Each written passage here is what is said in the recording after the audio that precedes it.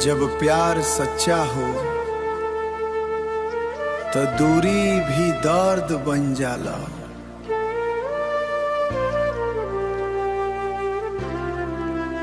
दिलवा रोवे लागेला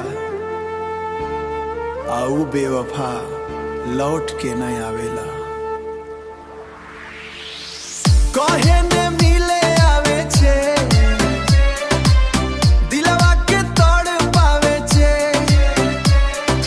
रात भरी याद में रोइला दिल तू सपना बन जावे छे। भख बकबा कहे ने मिले आवे छे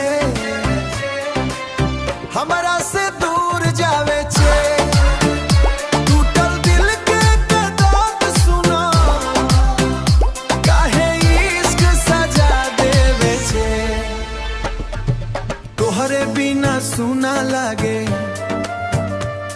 ई दुनिया के मेला हो। हंसी चेहरा छुपा के रखनी भीतर टूटल खेला हो। तू रह खुश जहाँ भी रह हम रो रो दिन काटी।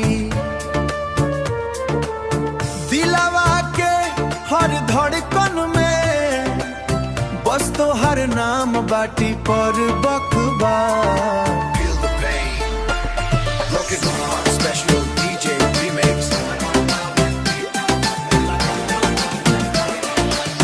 कहे ने मिले आवे छे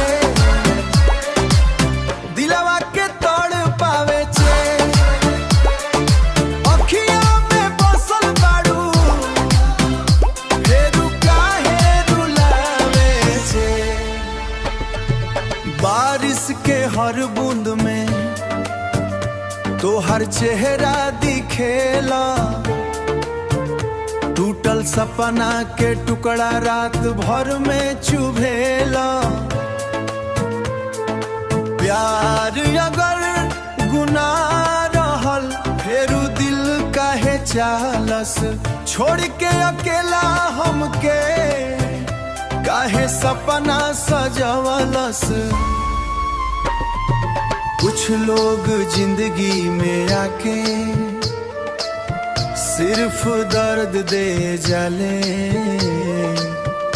आ कुछ याद मरते दम तक साथ निभावेली। कहे ने मिले आवे छे बरपा।